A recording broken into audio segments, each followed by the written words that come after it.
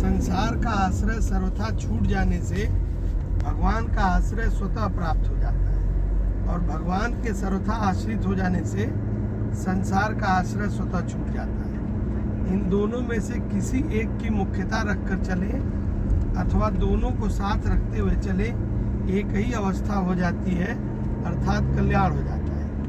भगवान के आश्रित होने में संसार का आश्रय ही खास बाधक है।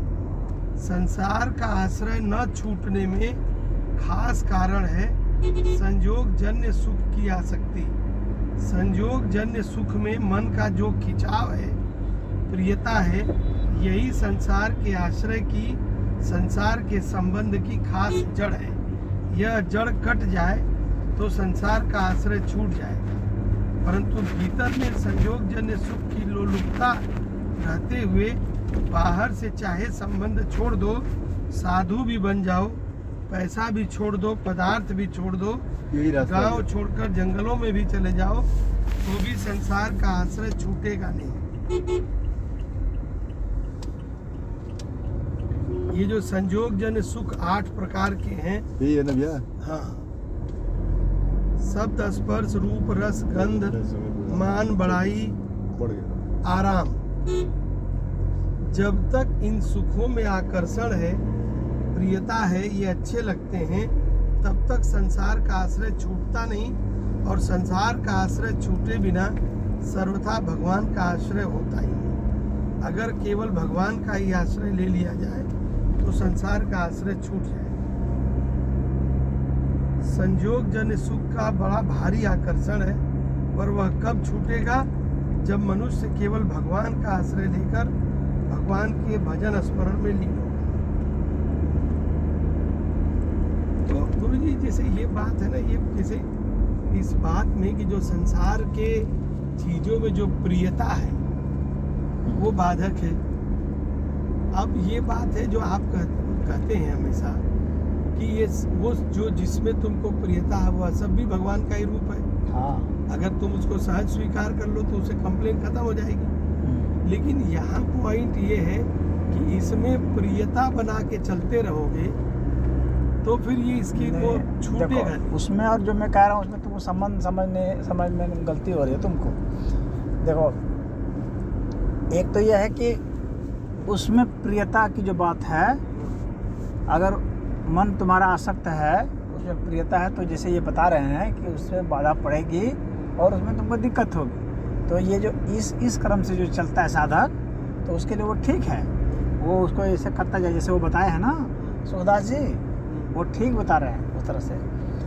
मैंने जो बताई है वो मैं एक अलग चीज़ बता रहा हूँ, अलग ढंग से, उसको समझने की कोशिश करना। मैं ये नहीं कह रहा हूँ कि तुम उसमें प्रियता करो, ऐसा मैं नहीं कह रहा हूँ। तुम ऐसा समझ रहे हो तो गलत समझ रहे हो, ऐसा नहीं कह रहा हूँ। मैं कह रहा हूँ ये प्रियता जो है ना, ये भी ईश्वर है। ऐसा नहीं है कि इसके वजह से हमको ईश्वर मिलेगा, नहीं, ये स्वयं ही ईश्वर है, इसकी वजह से ईश्वर नहीं मिलेगा, ये स्वयं ईश्वर है।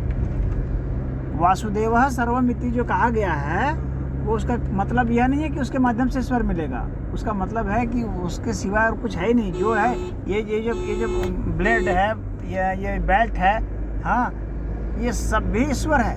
अब हमको समझना है कि ईश्वर है कैसे। सिर्फ बात इसकी है कि हमको समझना ये है कैसे। हमें हमारा मोह जो है ना, या ममता जो है, या राग है, द्वेष है, क्रोध है, कामनाएं हैं, वे भी ईश्वर हैं।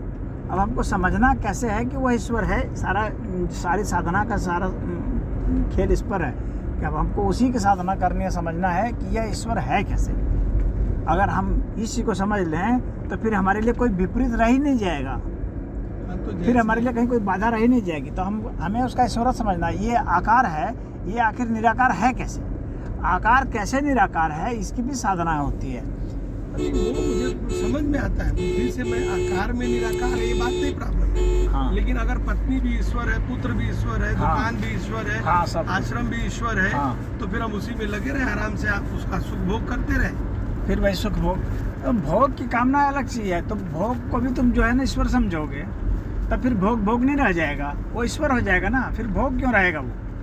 अगर तुम उसको भोग के रूप में देख रहे हो, सोच रहे हो या व्याख्या कर रहे हो, इसका मतलब है कि अभी तुम्हारे में ईश्वर का बोध वो नहीं है, तुम उसको भोग के अर्थ में तुम्हारा माइंड जा रहा है, नहीं तो गुरुजी अगर ईश्वर अच्छा के माइंड में भोजन- नहीं जा रहा है। अच्छा भोजन है वो ईश्वर है। हाँ। अब हम उसको क्या कैलकुलेशन कर रहे हैं खराब कि अच्छा भोजन है? कैलकुलेशन क्यों करोगे? नहीं मैंने एक बात यही ना है कि भोजन है, ये अच्छा है, ये ईश्वर है, हाँ, तो करते अगर ये रहे। बुरा भी है तो ईश्वर है। अगर भोजन बुरा भी है, सामान्य अर्थ में जिसको हम लोग बुरा कहते हैं, तो भी ईश्वर है। अगर जन्म ईश्वर है तो मौत भी ईश्वर है, मृत्यु भी ईश्वर है। हाँ, तो हर अवस्था में फिर स्वीकार्यता होती है और वो ईश्वर के रूप में स्वीकार्यता होगी। वह सबसे ऊंची अवस्था है, उसकी बात मैं कर रहा हूँ। और ये तो साधना की अवस्था है ना, जो ये श्याम सुखदास जी जो बता रहे हैं, यह तो व्यक्ति के अभी ये साधक के लिए बताया जा रहा है, और मैं जो बता रहा हूँ ना वह सिद्ध के लिए है। हाँ, जब सिद्ध हो जाएगा तब उसको सब में ईश्वर दिखने लगेगा। सब में दिखने लगेगा। एक बात, दूसरी बात है वो साधक के लिए भी है। कैसे है? तो साधक उसको सिर्फ ईश्वर माने, उसको यह मत कहे कि ये भोग है, भोगी का उसको भी वह राम ही कहे। हाँ, उसको भी राम ही कहे। ऐसे भी होता है कि हम सबको नारायण करके। हाँ, इसीलिए बहुत सारे साधक हैं देखोगे खाली नारायण ही बोलेंगे, कुछ भी कहो नारायण बोले, क्योंकि उनके गुरु ने उनको वही सिखाया है कि यहाँ कुछ भी बुरा नहीं है। हाँ, यहाँ बस सब नारायण है, कुछ भी अच्छा नहीं है, सब नारायण है।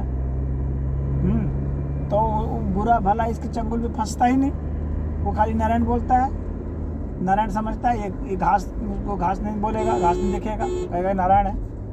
अब उसको देखना कैसे नारायण है? अब जो मेडिटेशन करता है तो उसमें वो इसी का मेडिटेशन करता है कि ये नारायण है कैसे, समझ गए? इसका जब कर लेगा ना तो उसका कॉन्सेप्ट बिल्कुल क्लियर हो जाता है। फिर वो ये नहीं कहता मैं भोग रहा हूँ, फिर वहाँ मैं कहाँ रहेगा, फिर मैं भी नारायण है, और ये जो भोग है ये भी नारायण है, ये जो कुछ भी है सब नारायण है। बस ये सबसे सिंपलेस्ट भी है, कठिन भी है। जिसके पास थोड़ी मंद बुद्धि है उसके लिए कठिन है ये, लेकिन जिसके पास उच्च स्तर की बुद्धि है, उच्च स्तर की भावना है, उसके लिए तो बहुत सिंपल है। और इसमें तो आध्यात्मिक व्यक्ति बस एक दिन में आध्यात्मिक हो जाएगा, उसके लिए उसको बहुत लंबे हजारों वर्ष की तपस्या नहीं चाहिए। वो जो गुरुजी है ना, ये जो आपने बताया अस्थि वाली जो साधना मतलब है, ये जो हाँ। सब है ना, एक आस्थि की साधना है और एक नास्ति की साधना है। जैसे जो आपने बिल्कुल ठीक बताया कि जैसे वासुदेव सर्वम अस्थि है, माने है रूप में ईश्वर है। और आप इसको, लेकिन जैसे हम लोग जब, जैसे हम गृहस्थ के रूप में गुरुजी जब उसको हम कोशिश करते हैं ना, नाश्ते में क्या दिक्कत है मैं बताता हूँ। नास्ति में क्या है कि जब निषेध करता जाता है कि यह भी माने यह भी हमारे साथ कंटिन्यूड नहीं है, यह भी कंटिन्यूड नहीं है, फिर यह शरीर भी कंटिन्यूड नहीं है, तो वैज्ञानिक रूप से मैंने विज्ञान की तरफ मान लेता है, एक्सेप्ट करता जाता है कि हाँ यार ये तो सब छूट रहा है, ये तो सब नहीं में जा रहा है, और इसमें मैं है खोज रहा हूँ। तो अब वो फिर ऐसे ऐसे स्वीकार होता जाता है। नहीं, नाश्ते में क्या दिक्कत आती है ये बताता हूँ। हाँ, वो बहुत हाँ, नाश्ते में कहाँ दिक्कत आती है? शुरुआत में तो थोड़ा ठीक लगता है नाश्ते, लेकिन आदमी नाश्ते में कहाँ फंसता है? जैसे जब हम नकार रहे हैं तो एक ऐसी स्थिति आएगी कि ये नकारने वाला भाई कौन है? ये नकारने वाला भी तो मैं ही हूँ। तो जब मैं अपने को सब नकार दिया, मैं भी अपने को नकार दिया, तो सब तो साकार हो गया, सब तो स्वीकार हो गया ना। आखिर ये नकारने वाली जो बुद्धि थी तो वो भी तो नकारी जाएगी, एक स्थिति ऐसी आएगी वो तो मैं नकारा जाएगा, जो वो कह रहा है वो मैं नकारा। हाँ ठीक है, वो भी नकारा जाएगा। तो अंततः सिद्ध क्या होगा? सिद्ध तो है ही सिद्ध होगा। हाँ है सिद्ध। हाँ, अभी कह रहे हैं ऐसे। तो है ही अंत में सिद्ध होगा। तो है जो है ये विधेयात्मक है, और निषेधात्मक जो होते हैं तो अंत में शून्य में प्रवेश करते हैं, शून्य की बात करने लगेंगे। लेकिन शून्यता जो है सिद्ध नहीं हो पाती है, शून्यता सिद्ध नहीं होती है।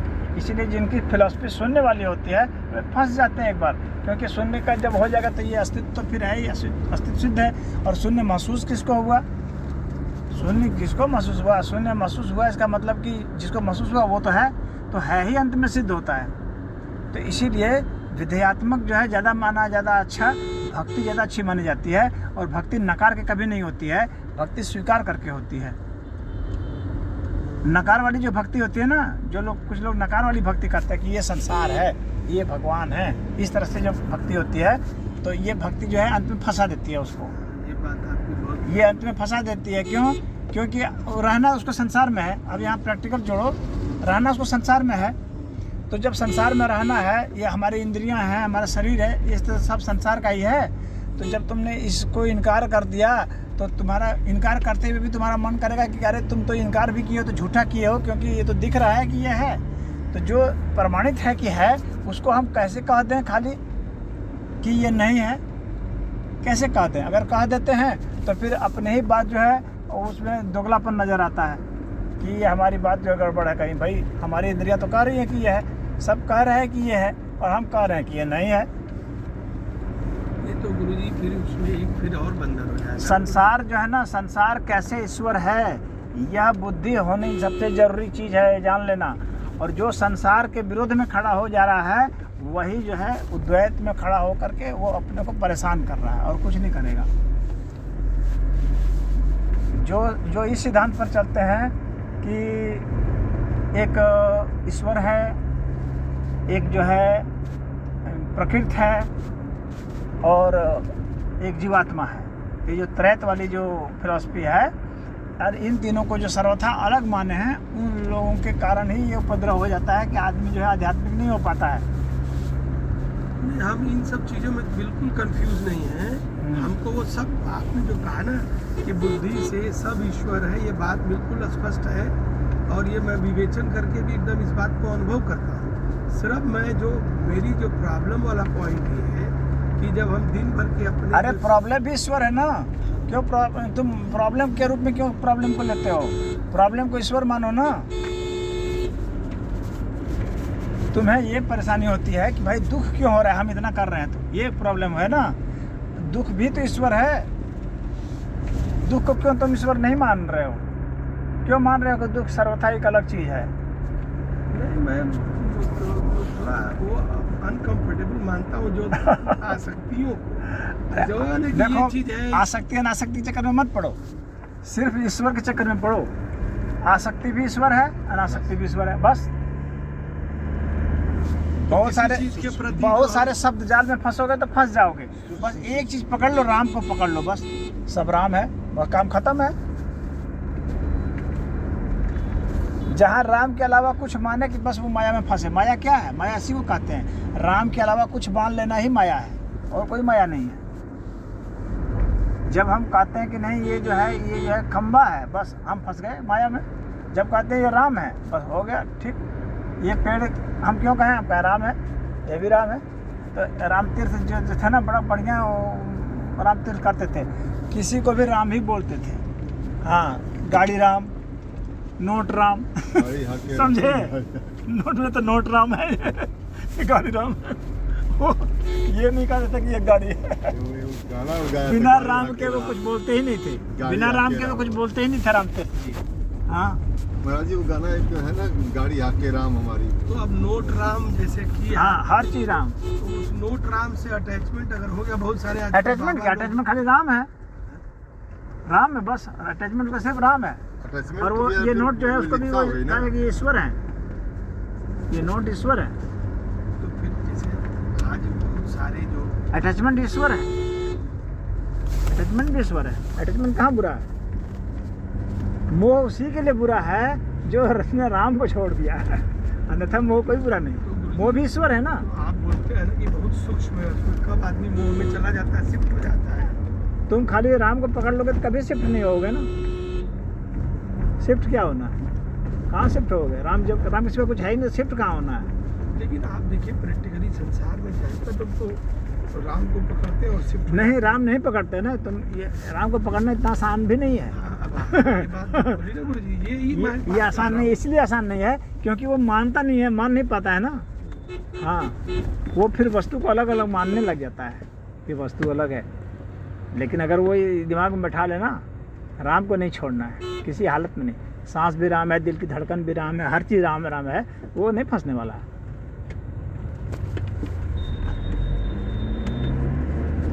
प्रसाद भी राम है, टट्टी भी राम है, राम के सिवा कुछ है ही नहीं। बस एक कॉन्सेप्ट जहाँ कर लिया, वासुदेव सर्वमिति का मतलब ही यही है।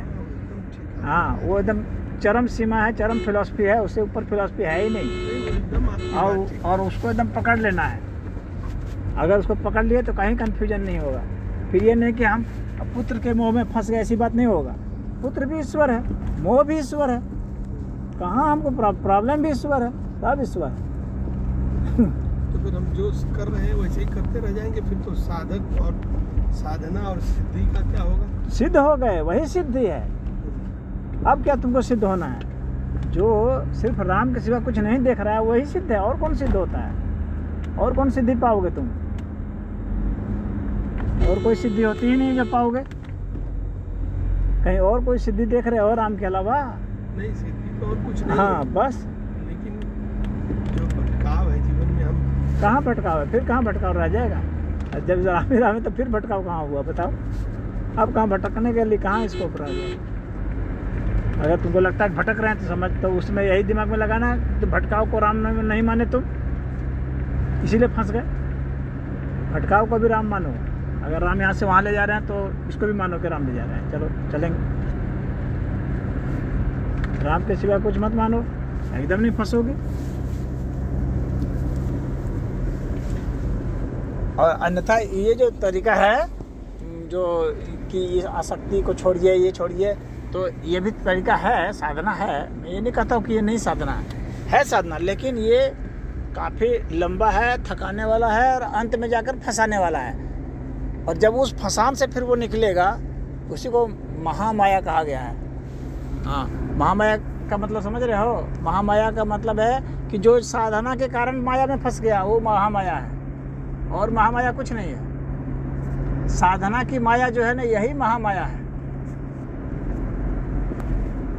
जिस तरीके के तमाम तरीके के जैसे ढोंग और ये सब आता है। नहीं, वो तो दूसरी चीज़ हो गई। वो तो बहुत लो स्टैंडर्ड का हो गया। ये सबसे ऊंचा स्तर जो बता रहा हूँ वो यही है, साधना की जो माया है, इसी को महामाया कहा गया है। जब इस माया से मुक्त हो जाते हैं, महामाया से मुक्त हो जाते हैं, उसके बाद जो है परम तत्व आ जाएगा। लेकिन वहाँ पर जाने से कब आएगा? जब समझ लेंगे कि नहीं, ये भी ईश्वर है। बिना सब जगह ईश्वर को शामिल किए हुए ईश्वर प्रमाणित होंगे भी नहीं, ये भी जान लेना। ये इसमें कोई कंफ्यूजन नहीं है। और जैसे ही ये व्यक्ति के मन में और दिमाग में हर जगह से पूरा बैठ जाता है और उसको एकदम लागू कर देता है वो हर जगह, तो ईश्वर तत्व का दर्शन होता है उसको। जो दर्शन की छटपटाहट है भीतर में, हाँ, तो वह दर्शन फिर होता है। फिर उसको हर जगह होता है, हर समय होता है, कभी भी उसका पतन नहीं होता है। एक मैंने शेयर भी किया था, जड़ समाधि और चेतन समाधि देखे थे, सुने थे ना ससे? तो जड़ समाधि वही होती है जिसमें पतन हो जाता है। अब पतन इसलिए हो जाता है क्योंकि वो ईश्वर तत्व के सिवाय भिन्न कुछ स्वीकार करता है, और कोई बात नहीं है। और चेतन समाधि मतलब कि हर समय वो चैतन्य है, हर समय ईश्वर है उसके लिए, सब जगह ईश्वर ईश्वर है, हर चीज़ ईश्वर है, जगह भी ईश्वर है, सब ईश्वर है। बस फिर तुम परेशान नहीं होगे। अन्यथा फिर साधारण साधकों की बात समझोगे या साधारण ग्रंथों की बात करोगे, या उच्च स्तर के ग्रंथों की साधारण बातें भी है, गीता में भी कुछ साधकों के लिए भी तो है, वो उसको पकड़ोगे तो फिर फंसोगे। हम लोग तो साधक ही है, हम लोग सिद्ध कहाँ है? हम लोग सिद्ध नहीं रहे, साधक है। दिक्कत है कि वैसे नहीं प्रयास करते हैं तो हम उस बड़ी बात को पकड़ नहीं पाते अपने दैनंदिन जीवन में। बड़ी बात को पकड़ोगे तो सब हो जाएगा। बड़ी बात पकड़ के लगातार फिर या तो कुछ इस पे, क्योंकि हम जिस दिनचर्या में रहते हैं ना, तो बड़ी बात पर बहुत देर रह नहीं पाते हैं। दिनचर्या को भी ईश्वर मानो ना, क्यों उसको नहीं मानना चाह रहे हो दिनचर्या को ईश्वर? ये बताओ, दिनचर्या से क्यों ईश्वर को हटाना चाह रहे हो? क्यों भगाना चाह रहे हो ईश्वर को? उसमें भी रहने तो ना ईश्वर को, क्यों उसको भगाना चाह रहे हो? कुर्सी पर बैठे हुए हो ऑफिस में, तो मानो कि ये भी कुर्सी भी ईश्वर है, मैं बैठा हुआ मैं भी ईश्वर हूँ, ये भी ईश्वर है। ये जो चपरासी आया ये भी ईश्वर है, ये ग्राहक आया ये भी ईश्वर है, सब ईश्वर ही ईश्वर है। बस कन्फ्यूजन नाम की कोई चीज़ ही नहीं रह जाएगी। कन्फ्यूजन होता ही तब है जब तुम राम के सिवा कुछ और मान के बैठते हो, तब तुम सोचते हो साधना करूँगा, हाई जो है ये टेबल है, इसके चक्कर में फंस गया हूँ, ये फंसा दिया है मुझे, ये रुपया है ये मुझे फंसा दिया है, ये गद्दा है मुझे फंसा दिया है। तब सोचते, तब तो दुनिया में हर चीज़ फंसा देगा। तुम कहाँ जाओगे? भागे हिमालय नहीं फंसा देगा, गुफा नहीं फंसा देगी, साधु नहीं फंसा देगा, गुरु नहीं फंसा देगा, सब फंसा देगा। कोई ऐसा चीज़ नहीं है जो नहीं फंसा देगा, जान लेना। और जैसे इच्छाएं, जैसे कहा जाता है कि भाई आपने भी कहा था कि भाई जो इच्छाएं हैं, जैसे देखो, जब से मैं पहले से बता रहा हूँ उस समय जो साधकों के रूप में बताता था वो एक अलग था उस समय। अब जो तुमको बता रहा हूँ, आज से 15 वर्ष पहले जो तुमको बताता था, उस समय तुम्हारी जो स्थिति थी वही स्थिति आज नहीं ना है। अब तुम्हारा लेवल जो पहुंचा है उस स्थिति में तुमको बस इसी पर साधना करनी चाहिए, वासुदेवा सर्वम। हाँ, और बाकी छोटे मोटे चीज़ को छोड़ दो अब, क्योंकि वहाँ से अब आगे अब निकल चुके हो। वो तुम जैसे मैं खुद भी अनुभव करता हूँ कि वो जितनी फंसाने वाली चीज़ें आज में नहीं फंसाने की स्थिति में है, लेकिन वो हर समय जैसे अब उस दिन गुरुजी ऐसा अद्भुत बीता मेरे साथ, जो मैं सुबह जन्माष्टमी के दिन भोर से, तो वो मैं जैसे नहीं लगता है कि पूरा एकदम से वो चीज़ आई, और वो उसका आनंद भी समझ में आ रहा है, क्योंकि वो नास्ती का तो कष्ट पेन तो होता ही है, नकारने का पेन तो ही है, नकारने से वो पेन होगा। हाँ, भक्ति नहीं होती है। हाँ, भक्ति वो योग का मार्ग है, याद रखना। हाँ। वो योग का मार्ग है। हाँ, जैसे आपने एक ध्यान बार मुझे होगा। बोला था और ये वैराग्य भक्ति का और मार्ग, विराग। भक्ति का मार्ग। क्या होता है ना कि जो से आपने एक बार बहुत अच्छी बात में, जैसे बीच में कभी कभी हो जा रहा है, जैसे वैराग्य की स्थिति की सब चीज के प्रति एकदम यहाँ से अपने तरफ इधर ले लिया। ऐसा है कि जब योग की बात चलेगी ना तो मैं योग के ऊपर ही तो बोलूँगा, महाराज जी की तरफ। समझ रहे हो। जब भक्ति की बात चलेगी भक्ति पर बोलूँगा, जब मंत्र की बात चलेगी मंत्र पर बोलूँगा, लेकिन अल्टीमेट जो है, सभी का जो निचोड़ है, सबसे ऊपर सार जो श्रेष्ठतम है, वह अभी बात हो रही है, सभी का निचोड़। आप कोई मंत्र के बारे में पूछेगा तो मंत्र के बारे में ही बताऊंगा ना, लेकिन इसका मतलब ये नहीं है कि वो अल्टीमेट है। साधना के लिए ठीक है भाई, चलो साधना कर रहा है, मंत्र जप रहा है, हरे राम हरे कृष्ण कर रहा है, अच्छा है। लेकिन लास्ट में अंत में क्या होना चाहिए? अंत में बस एक ही रह जाना चाहिए, ईश्वर बोध, ईश्वर के सिवाय कुछ, बस।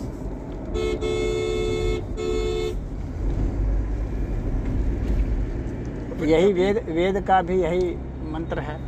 हाँ, एको ही रुद्रो द्वितीयाय न तस्थो ईमान लोकान ईशत ईशत।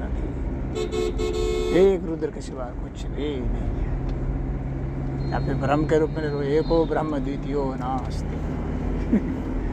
हो सब निष्कर्ष सब जगह एक ही चीज़ है, अलग निष्कर्ष नहीं। अगर उसी को फाइनल पॉइंट को पकड़ोगे तो हर कॉन्सेप्ट तुम्हारा क्लियर हो जाएगा। अब हमको कोई कंफ्यूजन नहीं होता है। हाँ। इस प्रिंसिपली चाहे प्रैक्टिकली भी कोई कंफ्यूजन नहीं होता है। बस वही थोड़ा सा जो भय है, जो जैसे संसार के जो चीजें हैं, फिर वही संसार है ही नहीं, फिर संसार की चीज क्या है? इसके प्रति आसक्ति है, इसके प्रति वैराग्य होना जरूरी है, वरना ये ऐसे ही चलता रह जाएगा। संसार नहीं है। संसार को जो है ना, वो अहम बुद्धि और भोग बुद्धि होने के कारण जो है कहते हैं कि संसार है। संसार है ही नहीं, ईश्वर के सिवा कुछ नहीं है। वेद में बताया गया है कि 3 चरण जो है ना, वो निराकार तत्व है ईश्वर का, और 1 चरण जो है साकार तत्व है, वो भी ईश्वर है, साकार भी। हाँ, तो 3 चरण जो है वो निराकार तत्व है, और 1 चरण जो है साकार तत्व है, ईश्वर ही। संसार है कहाँ? संसार उसके लिए कहा जाता है जिसको कि वो 3 चरण जो नहीं मान रहा है, 3 चरण का जिसको कुछ अता पता है नहीं, उसके लिए बस यही 1 चरण है, बस तो उसी को मानता है कि भाई ये जो प्रकृति है, तो ये बोलता है।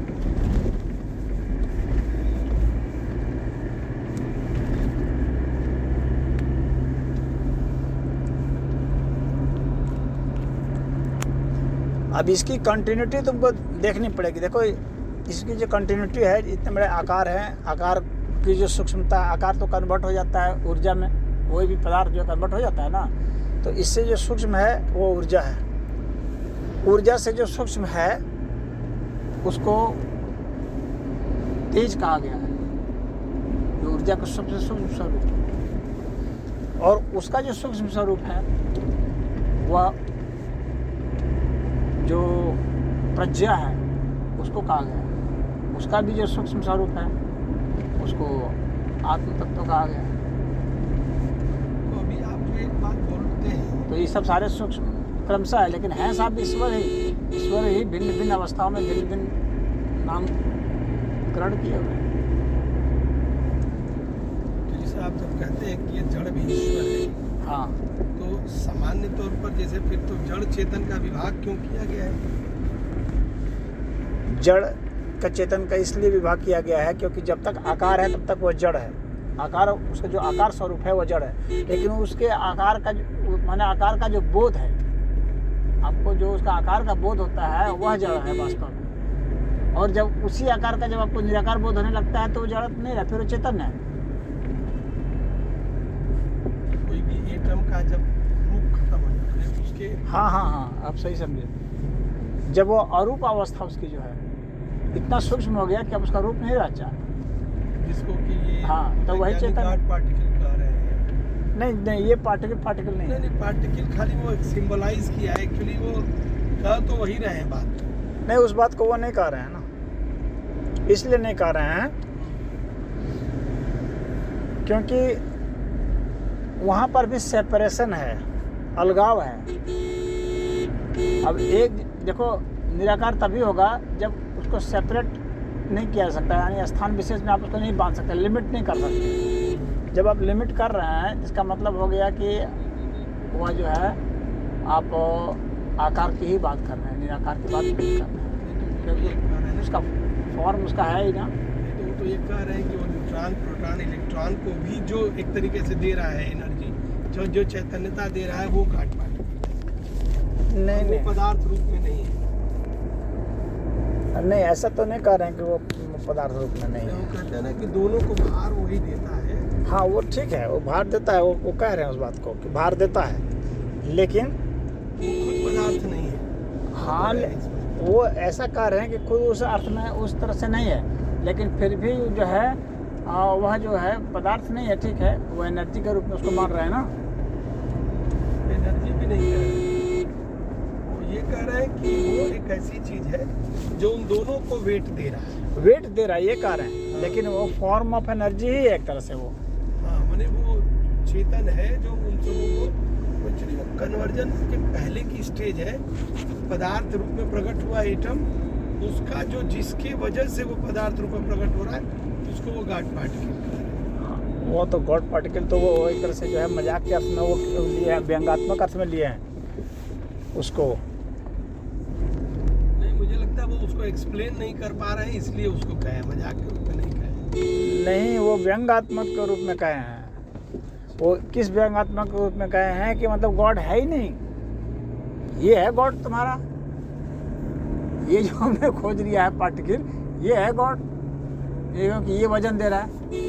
अरे इसको कौन पावर दे रहा है वजन देने का, वो भी तो खोजना पड़ेगा। हाँ, वो बात है, वहाँ तक हाँ। हम लोग नहीं पहुँच पाए। हाँ। वो कैसे पहुँच भी नहीं सकते वो तो। इसमें सीधे वो तो पहुँच भी नहीं लेकिन वो निराकार तत्व नहीं है, क्योंकि निराकार तत्व को आप डिटेक्ट नहीं कर सकते ना। आपने डिटेक्ट किया है ना, तो डिटेक्ट किया है तो निराकार कैसे हुआ? वो निराकार डिटेक्ट नहीं होगा। डिटेक्ट हो गया मतलब इसका लोकेशन है। अभी कोई चीज़ डिटेक्ट होगी ना, कोई चीज़ डिटेक्ट हो रही है इसका मतलब उसका लोकेशन है ना। और जो चीज़ लोकेट हो गई, कन्फाइन हो गई, तो इसका मतलब आकार है, वो निराकार नहीं है।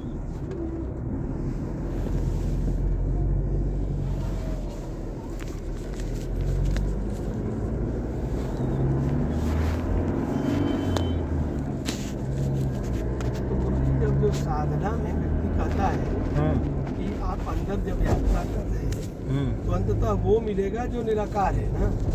हाँ, अंततः वो मिलेगा, ये बात जो तो निराकार है। हाँ। अब वो आपको मिलेगा भी नहीं, वो तभी मिलेगा जब आप उसमें वो आप भी निराकार स्थिति में चले जाए। हाँ, तभी तब मतलब एक निराकार से ही निराकार मिलेगा। हाँ, आकार से जब मिलेगा, जब भी तो आकार ही मिलेगा। आकार ही मिलेगा, आकार से तो आकार ही मिलेगा। आप जैसे से आप जिस स्तर के होंगे वही आपको मिलेगा। आप गुंडा है तो गुंडा आपको मिलेंगे, आप देव हैं तो देव आपको मिलेंगे। आपका जो स्तर होगा उसके हिसाब से, आपकी जैसे दोस्ती आप जिस स्तर के होते हैं और उसके आपके दोस्त भी उसी स्तर के होंगे। उसी तरह से आपका जो लेवल होगा ना, उसी लेवल का जो तत्व है उससे आपकी मुलाकात हो जाएगी। और गुरु जी, आनंद किसको मिलता है? किसको आनंद मिलता है? जब आप आनंद हैं तो आनंद मिलेगा। नहीं, जो वो अवस्था हाँ। एक्चुअली जो साधना की आनंद को मिलता है ना। तुम सोच रहे हो कि आनंद कोई एक ऐसा है जो जिसको कि आनंद मिलेगा, यानी ये है इस ये उंगली है, ये आनंद है, इस उंगली को ये मिल गया, ऐसा सोच रहे हो? नहीं, आनंद को ही आनंद मिलेगा, यानी आनंद आपका तत्व है ये। जैसे अहंकार को एक तत्व मानते हैं ना, वैसे आनंद भी एक तत्व है। हाँ, ऐसा नहीं है कि अहंकार को आनंद मिलेगा, नहीं, ऐसा कभी नहीं होगा, नहीं। लेकिन फिर जब वो अहंकार बोध में आता है तभी भी उसकी हैप्पीनेस उसकी बनी रहती है। नहीं, हैप्पीनेस बना रहना अलग है, आनंद एक अलग चीज आनंद है। बना रहता है। आनंद तो आनंद जो जैसे है आप अच्छा नहीं होता। समाधि में चले गए हम्म। तो आप आनंद की स्थिति में पहुंचे और आपको आनंद का अनुभव हुआ। यहाँ आप कौन है? निराकार को निराकार का यहाँ अनुभव आप हुआ। कौन है? नहीं, हम आपके आप जैसे मैं अभी ये बात कर रहा हूँ कि आप फिजिकल स्टेट में, ठीक, आप जब उस सिद्ध अवस्था में ये गए, बताओ, इस फिजिकल स्टेट में आप कौन है? फिजिकल स्टेट की बात कर लेते हैं। इस फिजिकल में आप किसको कहेंगे? आप सामान्य तौर पर तो मैं बोध में रहते हैं ना, हर समय मैंने हर समय उसी बोध में रहते हैं। बात ये समझने की कोशिश करो। यहाँ आप कौन एंटिटी है? आप क्या जैसे आँख कोई को कहेंगे आप? नहीं, नाक को कहेंगे आप? कान को कहेंगे आप? नहीं। किसको कहेंगे आप?